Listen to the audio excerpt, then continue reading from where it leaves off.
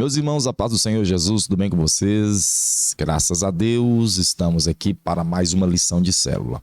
Eu fiz a gravação ontem dessa lição, mas o vídeo ficou travando muito. E por conta disso eu estou fazendo outra gravação. É até bom que eu fico expert aqui na lição, né? Vamos lá? Vamos para o que nos interessa. Nós vamos ler, nós vamos aqui com uma nova temática sobre a célula, que Jesus é o Senhor. Jesus é o Senhor, esse vai ser o nosso tema. Finalizamos semana passada sobre Deus, o soberano, Deus, o nosso soberano Deus. E hoje nós vamos começar mais uma lição de provavelmente umas 5 ou 6 lições a respeito de Jesus, o nosso Senhor. A lição de hoje é a lição de número 1, como vocês estão vendo aqui. Cadê? Aqui. Como vocês estão vendo aqui, lição de número 1, entrada triunfal. Ok? A nossa temática da célula hoje será essa, entrada triunfal. Eu escrevi assim na introdução. Queridos irmãos, hoje iniciaremos um maravilhoso estudo sobre a pessoa bendita de Jesus Cristo. Iremos relembrar de algumas passagens bíblicas que, além de nos ensinar como era o comportamento dele, revelará também seus princípios e principalmente seus atributos. Nosso desejo é que Cristo habite abundantemente com sua graça nessas lições que teremos a partir de hoje. Lida a introdução, vamos agora para o nosso texto base, que é o texto de Marcos, capítulo 11, versículo 1 ao versículo de número 10. Lembrando que existe outra passagem bíblica a respeito dessa entrada triunfal, que é Mateus, capítulo 21. Eu não me lembro se tem outra passagem, né? Porque nos evangelhos sinóticos, geralmente eles falam nos 3, né? Eu não sei se Lucas vai descrever, me perdoe se você quiser até a título de curiosidade aí procurar para ver se você encontra, mas tudo bem, vamos lá. Marcos capítulo 11, versículo 1 ao 10. Eu não vou fazer a leitura para nós adiantarmos aqui, nós ganharmos tempo e já direto para a lição, tá bom? Vocês vão fazer a leitura com o pessoal, mas basicamente tudo que nós vamos aprender está aqui, tá bom? Nós vamos entrar no texto e nós não vamos sair do texto. É isso que é uma pregação verdadeira. Eu já vi um monte de pregador pegar um texto, ler o versículo do texto base. Tem uns negócios aqui que é um guarda-roupa que Sabrina comprou. Ficou aí atrás, tava desse lado de cá. Cadê? Tá bem aqui. Aí eu pensei assim, eu vou tirar para o vídeo ficar mais bonito. Aí eu coloquei bem lá no cantinho e ainda pegou, né? Talvez se eu mudasse a câmera para cá, saía, né? Mas aí aparecia a porta. Vou fazer isso aqui, ó. Isso. Ficou melhor, né? Glória a Deus. Mas tudo bem, vamos lá. O que eu tava falando? Esqueci. Jesus, meu pai, esqueci. Lembrei. E existe um monte de pregador que pega o texto e acaba lendo o texto e nunca mais volta. Então a verdadeira pregação é esta: você pega o texto, fala do texto e aplica o texto. Mensagem é essa, irmãos. Mensagem não foi... Você não prega mensagem para o povo pular, para o povo gritar. Infelizmente, a cultura pentecostal, e nós estamos inseridos nela, ela nos remete a isso. Ela nos obriga a fazer isso. É tanto que se você não pregar de uma maneira que o povo grite e pule dentro da igreja, acaba sendo que muitas pessoas falam assim, o culto não foi bom, né? Parecendo que o culto é para eles, né? Mas é isso aí, é uma dica que eu quero passar para vocês, que sermão, pregação, ele é assim: você lê o texto, explica o texto e aplica o texto, ok? Então esse é o texto que você vai ler. Eu vou fazer só um negócio aqui para ficar melhor para vocês, que eu sou muito gente boa, eu gosto muito de vocês, eu vou ampliar aqui o tamanho para ficar melhor para vocês enxergarem, ficou bom? Ok, lido o texto, nós vamos agora para a nossa pergunta de número 1. Vamos lá? O texto a pergunta é essa aqui, ó. Em sua opinião, por que Jesus usou uma jumentinha ou um jumentinho nesta entrada triunfal? Essa pergunta é uma pergunta introdutória, mas veja que é uma pergunta que já está relacionada ao texto, né? Eu sei que você leu o texto aqui em cima, sei que você leu, aqui fala que Jesus entra em Jerusalém montado em um jumentinho e o povo recebe ele, né? Cantando, celebrando ele. Faça a leitura, tá bom, gente? Para você não ficar perdido aqui na lição. Então, por que Jesus usou a jumentinha? Pergunta o pessoal, deixa o pessoal falar, deixa o pessoal pensar, deixa o pessoal responder e você vai vir com a resposta. Eu tô com uma gastura aqui no nariz, mas vamos lá. Aí qual vai ser a resposta? Você vai dizer assim, ó. Jesus vai usar o jumentinho por duas razões. Primeira razão, para cumprir uma profecia sobre o Messias prometido. Ora, se Jesus era o Messias prometido, né? Se Jesus é o Messias prometido, ele tinha que cumprir as profecias, ou todas as profecias que falava sobre ele. Não é verdade? Todas as profecias que falavam sobre ele deveria ser cumpridas, né? E então, uma dessas profecias que deveria ser cumprido na pessoa bendita do Messias, que nós já sabemos que é Jesus, é Zacarias 9:9, que diz assim: Alegra-te muito, ó filha de Sião, exulta, ó filha de Jerusalém, eis que teu rei vem, ou eis que te vem o teu rei, justo e salvador, humilde, montado em um jumento, num jumentinho cria de jumenta. Então veja que Zacarias já profetizava que o Messias ele viria como rei montado ou montado, né? Montado sobre um jumentinho. Então quando Jesus entra em Jerusalém, ele cumpre essa profecia, né? Se ele é o Messias, ele deveria cumprir então esta profecia. Essa é a primeira razão pelo qual Jesus entra em Jerusalém no jumentinho. Existe uma segunda razão? Sim, existe sim. Qual é essa segunda razão? A segunda razão era cultural. Como assim cultural? Quando o rei montava sobre um cavalo, ele anunciava para todo o reino que estava equipado para a guerra. Mas quando ele monta em um jumentinho, ele anuncia que está em paz. Não entendi, pastor. Veja bem, quando tinha algum tipo de relacionamento de uma cidade para com outra, qual era o gesto que implicava guerra ou qual era o gesto que implicava paz entre as duas cidades? Primeiro, o gesto que implicava a guerra era uma declaração de guerra, muitas vezes enviava mensageiro, muitas vezes enviava cartas declarando esse tipo de guerra, ou muitas vezes nem declarava, nem anunciava nada, simplesmente evadia ou invadia. E outro gesto era montar sobre um cavalo, né? Vir montado sobre um cavalo na frente de uma cidade era um sinal de guerra, né? Um certo tipo de cavalo, né? Um cavalo com aparatos de guerra. Já quando ele ia ter um relacionamento com outra cidade montado num jumento, ele já estava declarando outro tipo de gesto, que era o gesto de paz. Olha, eu vim aqui em paz, eu vim aqui promover a paz. Conseguiram entender? Então esse ato de montar sobre o jumentinho e adentrar em Jerusalém, Jesus estava dizendo, olha, eu não vim aqui destruir vocês. Eu não vim aqui destruir, eu vim trazer paz, eu vim trazer salvação, eu vim trazer a paz com Deus. Conseguiram entender?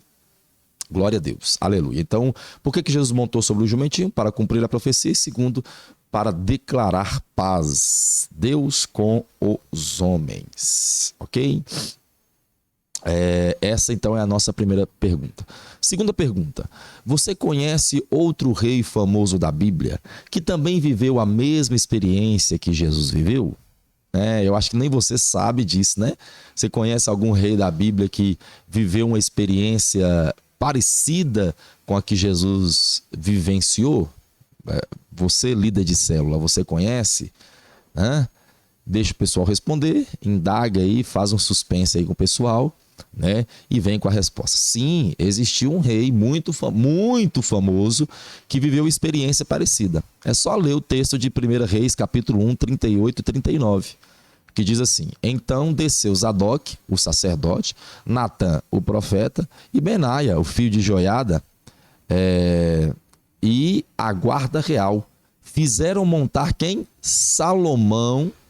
Na onde? Na mula, né? Um jumentinho aqui tá mula, que era do rei Davi, e os levaram a Gion. Zadok, o sacerdote, tomou do tabernáculo chifre de azeite e ungiu Salomão, tocando trombetas, e todo o povo aclamava: viva o rei, né?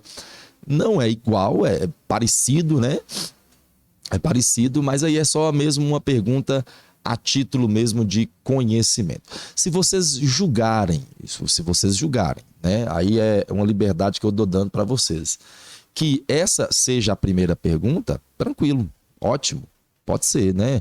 Eu vou pegar essa segunda pergunta e fazer ela primeiro. Tem nada a ver, pode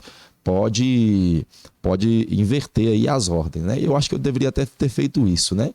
Inverter aí as ordens. Mas tudo bem, vocês conseguiram entender. Essa primeira pergunta aqui é uma pergunta mais a título de conhecimento mesmo, né? O pessoal fala assim: que bom, né? Aprendi isso. Ok. Então vamos lá para a terceira pergunta.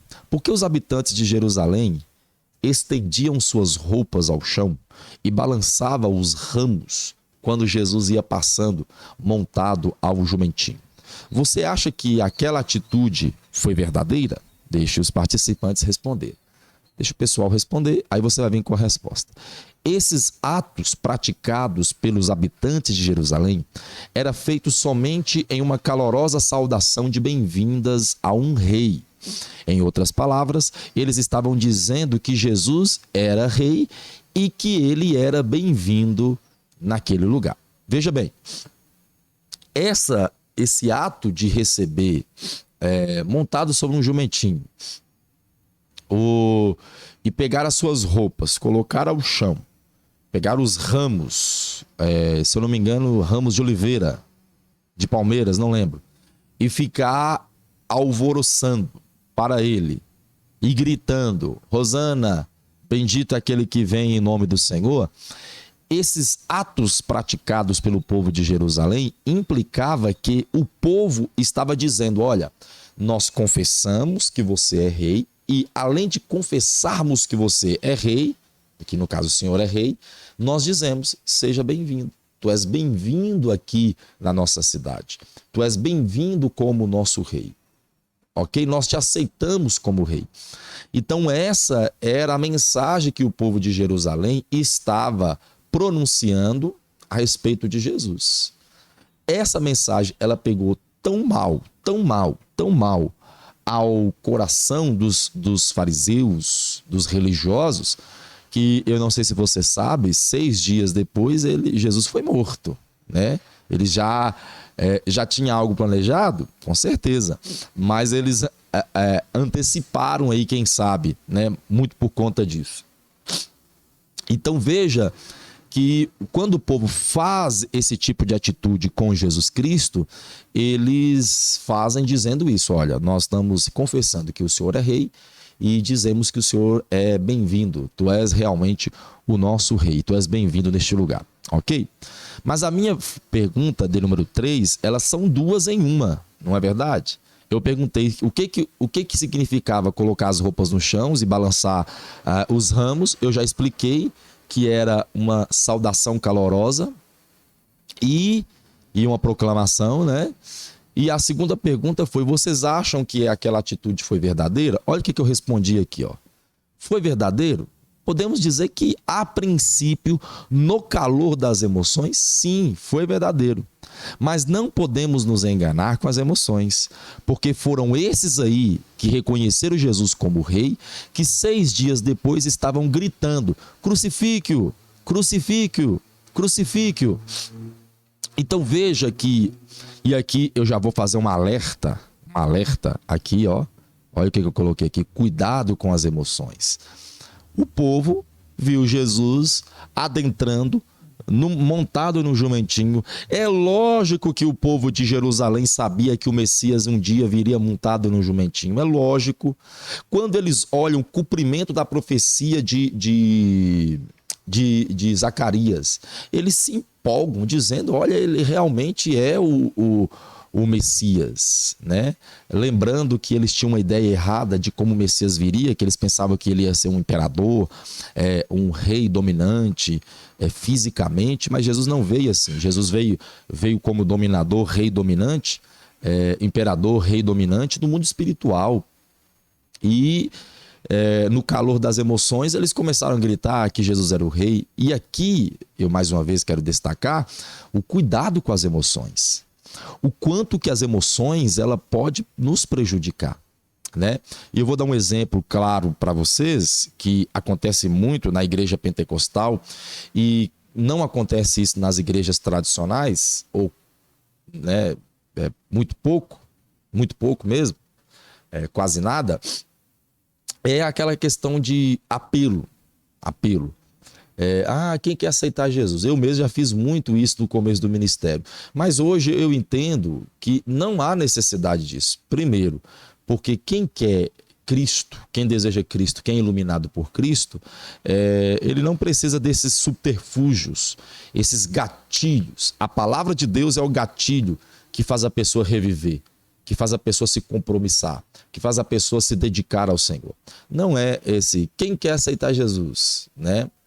Lógico que existe muita gente que deu certo, mas nem tudo que está dando certo é certo. Uma frase muito boa, filosófica: nem tudo que está dando certo é certo. E muitas igrejas que fazem esse tipo de atitude, de fazer apelos e tudo mais, acaba promovendo que emoções ao coração de muitas pessoas, e elas acabam se compromissando com a igreja, com o pastor, com o ministério, simplesmente por aquela atitude. Depois a pessoa, as emoções passam, e muitas vezes, eu vou te dizer uma coisa, muitas vezes até prejudica a pessoa. Porque a pessoa, ela não suporta, ela desvia, ela sai da igreja e depois ela fica pensando assim: isso de igreja não é para mim, porque eu tentei e não consegui. Conseguiram entender? Então, lógico que tem gente que deu certo, mas volto a repetir, nem tudo que está dando certo é certo.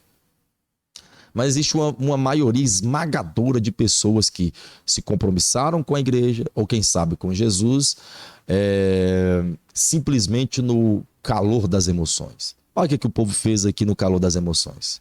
Confessou Jesus como rei, semanas depois estava crucificando Jesus. A gente faz isso, irmãos. A gente faz isso. Uma hora a gente está na igreja confessando Cristo como rei por causa da mensagem que foi pregada, dos louvores que foram entoados, da comunidade ali cristã que exaure amor, né? Que está exaurindo amor. Mas quando chega dentro de casa, a gente esquece e crucifica Jesus de novo, né? A gente tem que ter cuidado com as emoções. Muito cuidado com as emoções. A gente tem que pautar a nossa vida na razão das Escrituras. Conseguiram entender? Na razão das Escrituras, no entendimento da palavra de Deus. Quanto mais você entende as Escrituras, quanto mais você entende a palavra de Deus, mais a sua confiança está voltada em Cristo. Mais você fica sólido, mais sólido você se torna diante do Senhor. Por isso que a leitura bíblica, o ensino bíblico é de fato fundamental. Já vou passar algo para vocês aqui de primeira mão que ninguém está sabendo. Eu acredito tanto que as Escrituras, a palavra de Deus, ela deve ser ministrada, reministrada, pregada, repregada, dita, redita para nós de todos os dias, que a igreja nossa a gente trabalha na terça-feira com célula e com o estudo que vocês estão tendo aqui. Na quinta-feira a gente trabalha com o nosso irmão Rato, está liderando com uma pregação expositiva. No domingo eu prego de maneira expositiva. E por conta de um desvaneio, nem sei se essa palavra é boa, eu vou até pesquisar, mas achei ela bonita, por conta de uma loucura, né? Por conta de uma facilidade, por conta talvez de algumas desculpas, eu acabei tirando a escolinha bíblica dominical. E eu já estou com alguns dias meio me incomodando com isso. Então, o que vai acontecer? No ano de 2021, né, já no primeiro domingo, se eu não me engano, vai ser no dia 8, dia 10, a gente vai retornar com as escolinhas bíblicas. Ah, pastor, mas se for só um? Vamos lá, se for só eu prego para mim mesmo, eu ministro a aula para mim mesmo, né? Não importa. A gente vai voltar com a escolinha bíblica, porque eu entendo que tem que haver ensino da palavra de Deus. Tem que ter a ministração da palavra. A palavra tem que ser ministrada, porque é ela que vai abafar as emoções que nos prejudicam e vai nos dar uma solidez aí na nossa caminhada cristã. Ok, pessoal? Então, dito isso, vamos para a pergunta de número 4. Já foi 21 minutos de aula, né? De lição. Verso de número 9, o texto vai dizer que a multidão gritava: Hosana! O que esse nome significa? O que esse nome significa? A palavra Hosana, ela é uma expressão hebreia que originalmente significava salva. Né? Inclusive tem uns salmos de número 118, que você pode dar uma olhada depois, que ele vai falar sobre isso, né? Salva no Senhor. E no hebraico lá está Hosana, salva.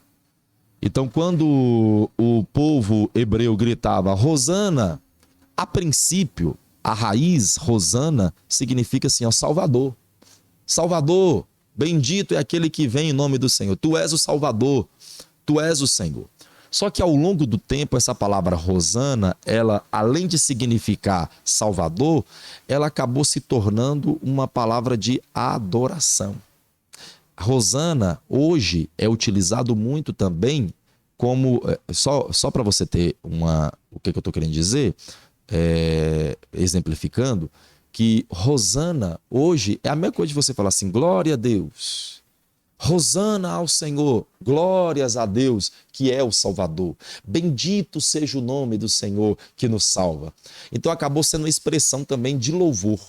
Conseguiram entender? Então quando os hebreus, os habitantes de Jerusalém gritavam Hosana, bendito é aquele que vem em nome do Senhor, ele estava dizendo assim, ó, glórias ao Rei, que é o nosso Salvador. Um Salvador que veio de Deus, que vem de Deus. Então essa era uma espécie de adoração e uma espécie de declaração de Rei e Salvador. Ok? Então é isso aí, as 4 perguntas que vocês vão fazer para o pessoal da igreja.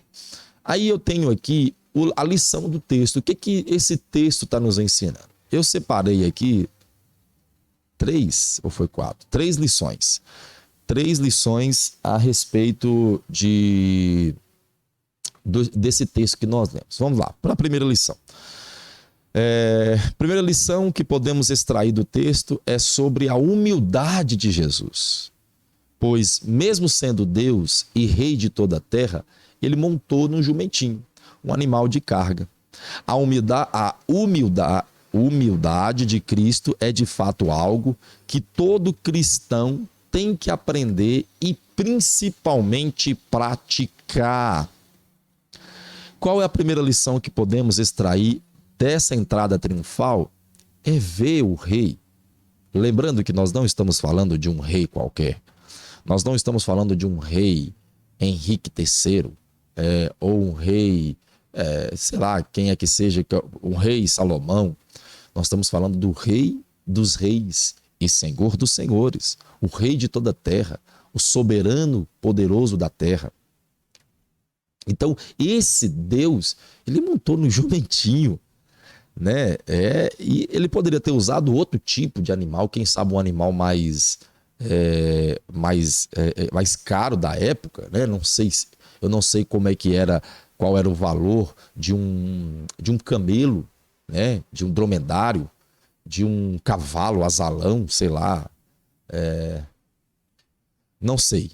Poderia ter usado outro tipo, ou numa carruagem. Não, ele montou num jumentinho. Eu sei que foi para cumprir uma profecia, mas a profecia poderia ter sido outra, né? E ele veio, ó filha de Jerusalém, alegra-te, filha de Sião, porque o teu rei vem montado sobre uma carruagem real. Poderia ter sido assim a profecia? Não, não. Mas quando ele foi inspirar o profeta Zacarias, ele falou jumentinha, revelando o quê? Revelando humildade. E essa humildade de Cristo é de fato algo que todo cristão tem que aprender. Olhar para Cristo, ver a sua humildade e aprender dela e praticar ela. É uma atitude inerente a nós. Inerente. É uma atitude que deve estar em nós. É uma atitude que deve estar intrínseca em nós. Nós, como cristãos, se de fato você é cristão, você tem que aprender sobre a humildade. Cristo é o nosso exemplo. E aqui eu fiz uma pergunta aqui, ó. Se você se considera humilde? E qual é a principal característica que uma pessoa humilde deve ter? Para a gente pensar. Né? Você é uma pessoa humilde, mas o que é ser humilde? Ser humilde é ser igual a Jesus. Jesus podia? Podia o quê, pastor? Ele podia ter arrumado uma carruagem, porque ele arrumou o jumentinho de forma miraculosa, né? O jumentinho nem é dele. Ele simplesmente virou, ele estava em Betfagé, se eu não me engano, e a 3 quilômetros de distância, se eu não me engano, e ele disse para os seus discípulos, vai na frente, você vai achar uma jumentinha amarrada, desamarre ela e traga para mim. Foi algo miraculoso. E se alguém perguntar, olha, para onde você está levando a jumentinha? O meu Senhor precisa dela e logo vai trazer de volta. Ele poderia muito bem ter dito assim para o povo, olha, para os discípulos, para os apóstolos, vai na frente e você vai encontrar um dromedário, né, um camelo, você vai encontrar uma carruagem real, pegue ela e traga para mim e diga, se alguém perturbar ou alguém perguntar, diga que em breve o meu Senhor trará de volta. Ele poderia ter dito isso, ele tinha condições, mas ele se comportou como que não tinha. Ele tinha conhecimento, mas muitas vezes ele se comportava como não tinha. Quantas vezes os judeus religiosos queriam pegar ele em palavras? Muitas vezes ele ficava calado, muitas vezes ele falava em parábolas e o povo não conseguia entender, porque demonstração de humildade.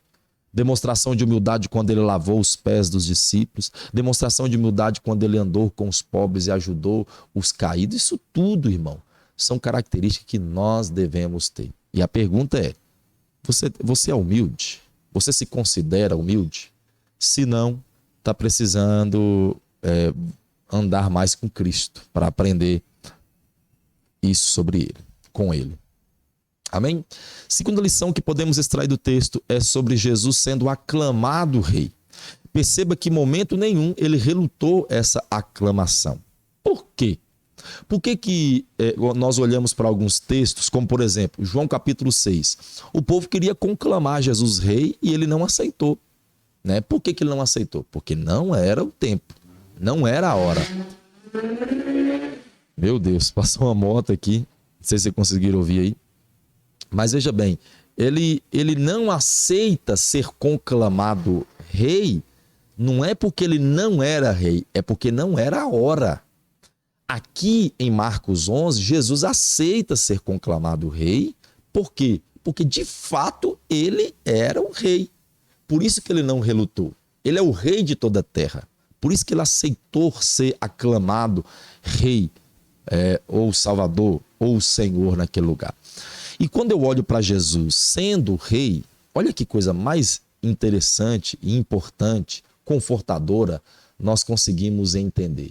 Quando a gente olha Jesus como rei, isso nos traz alguns pontos importantes. Que pontos? Que se Jesus é o nosso rei, nós temos um reino justo, porque ele é justo, santo, perfeito, não há injustiça nele. Quando nós olhamos para Jesus como rei, nós temos a certeza que nós vamos ter um reino seguro. Né? A traça e o ferrugem consomem os tesouros e os reinos da terra, mas lá não. O nosso tesouro e o nosso reino estará seguro. A traça e a ferrugem não chega. O ladrão não mina e não rouba, né? É um reino seguro. Ninguém pode abalar o trono de Deus. O trono de Deus é inabalável, inacessível, inautingível. Não atinge, inatingível, inatingível, né? O reino de Deus é um reino eterno, não tem fim. Então veja que olhar para Jesus como rei é com certeza confortante, maravilhoso. E se você ama Jesus, isso alegra o seu coração, né? Que bom que Jesus é o nosso rei. Um rei que não pode ser derrotado, um rei que nos ama, um rei que cuida de nós, que se importa conosco. Louvado seja Deus. Aleluia. Oh, glória a Deus. Amém. Terceira lição que a gente tira do texto. A terceira lição que podemos extrair do texto é que ele é o Senhor. Senhor que salva. Ele é o Hosana, aquele que vem em nome do Senhor, né? Então, além de nós olharmos para o texto e ver que Jesus é humilde, além de nós olharmos para o texto e ver que Jesus é o Rei, nós olhamos para o texto e vemos que Jesus é o Salvador, é o nosso Senhor. Glória a Deus, aleluia, louvado seja Deus. E se Jesus é o nosso Senhor, deixa eu te fazer uma pergunta aqui. Ele nos salva de quê? É importante você entender isso, sabe por quê? Que é importante? Porque quando você pergunta para muitas pessoas dentro da igreja, Jesus é o Salvador seu de quê? Eles vão falar assim, Jesus é o meu Salvador, ele está me salvando do inferno, ele está me salvando do diabo, ele está me salvando da morte, né? E essas perguntas estão certas? Estão certas. Essas perguntas estão certas, né? Mas a minha pergunta aqui na lição é: qual é a principal ameaça que Jesus salvou? Queridos, Jesus nos livrou do inferno, Jesus nos livrou da morte, Jesus nos livrou do diabo, livrou do pecado. Mas, de fato, Jesus nos salvou, sabe de quê? Foi da ira de Deus. Foi da ira de Deus. Olha o que está escrito em Romanos 1,18. A ira de Deus se revela do céu contra toda impiedade e perversão do homem que detém a verdade pela injustiça. Pastor, mas eu não sou impiedoso, eu não sou perverso, eu não detenho a verdade, a injustiça no lugar da verdade. Eu não faço esse tipo de troca. Querido, com certeza nós somos assim. Os nossos pecados são impiedosos. Os nossos pecados são perversos. Por mais minúsculo que pareça ser moralmente, mas ele é perverso diante de Deus. Não existe pecadinho nem pecadão para o Senhor. Todo e qualquer pecado é horrendo e horrível para Deus. E para você entender a ira de Deus, eu até coloquei aqui embaixo, a palavra ira significa duas coisas: indignação e punição. Então, quando o texto diz assim, a ira de Deus se revela, o texto está dizendo assim, Deus está indignado.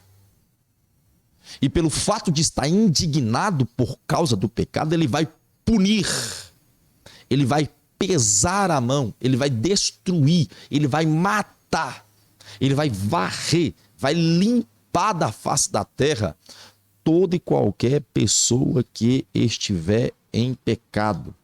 Toda e qualquer pessoa, ou ser, ou objeto, ou sei lá o que seja, que apresentar diante dele em pecado vai ser extirpado.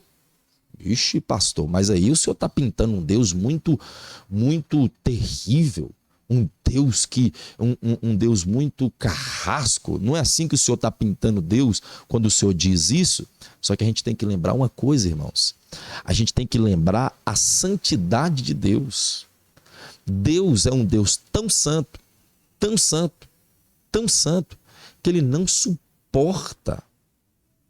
Ele não suporta o pecado, né? Eu preguei ontem na igreja e eu falei sobre isso. Eu falei sobre isso. E até, inclusive, disse aos irmãos, né, que eu ia falar isso aqui na célula. Imagine você chegar dentro da sua casa e ter alguns ratos mortos no meio da sala e você deixar aquele rato lá. Passa um dia, 2 dias, 10 dias, aquele fedor que vai subir, aquela visão grotesca, aquele fedor terrível, né?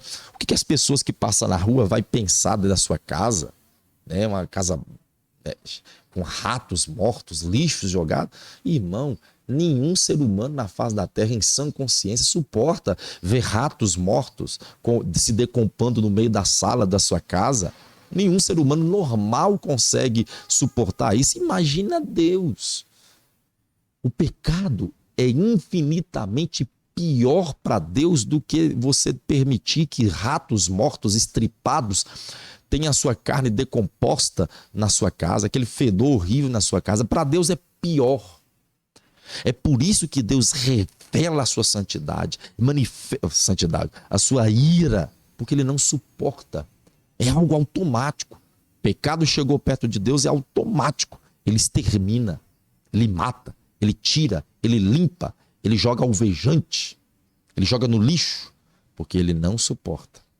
Conseguiram entender? Então, Jesus nos salvou de quem? Jesus salvou de Deus, da ira de Deus. Né? Olha o que aqui está escrito em Romanos 5:1. E justificados ou salvos mediante a fé, temos paz com Deus. Aí, Jesus deu a salvação o quê? Nos reconciliando com Deus. Ele nos reconciliou com o Senhor. Então Jesus, ele é humilde, Jesus é o rei e Jesus é o salvador da nossa alma. Amém? Qual a lição central do texto? É isso aqui, ó. Jesus é o nosso rei humilde que nos salva. Jesus é o nosso rei que devemos adorar não somente com as emoções, mas sim com o entendimento. Jesus é o nosso rei, do qual o seu reino não terá fim. Amém? Deixa eu só ler aqui que eu acho que eu escrevi uma coisa errada. Jesus é o nosso rei humilde que nos salva. Jesus é o nosso rei. Vou fazer o seguinte, vou tirar esse aqui, ó. Vou tirar esse aqui. A lição vai acabar aqui. Ok? Meus queridos irmãos e irmãs, finalizamos então aqui a nossa lição. Né? Deixa eu te mostrar aqui o guarda. Opa! Era para ter saído, mas na próxima vez não vai estar. Finalizamos aqui a nossa lição. Forte abraço para todos vocês. Precisar qualquer dúvida, entre em contato com a gente. A gente está aqui disponível para ajudá-los. Forte abraço. Fique com Deus. Até a próxima. Tchau, tchau.